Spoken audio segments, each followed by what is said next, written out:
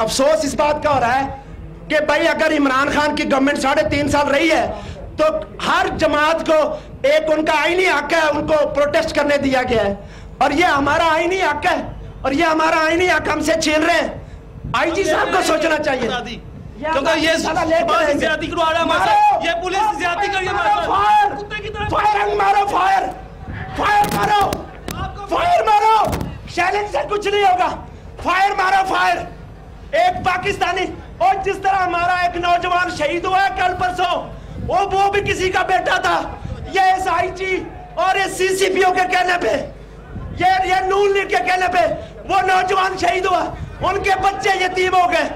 ये हमने नहीं किया।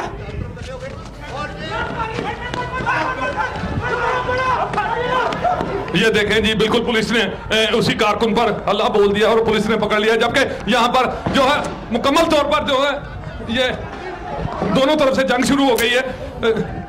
ये देखें, ये जंग शुरू हो गई है और दूसरी तरफ से कारकुनों ने जो है वो बिल्कुल एक तरफ से शेलिंग, जबकि दूसरी तरफ से कारकुनों ने ईंटें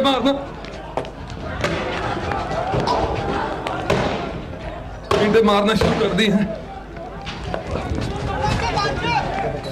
जी बिल्कुल, आपने देखा।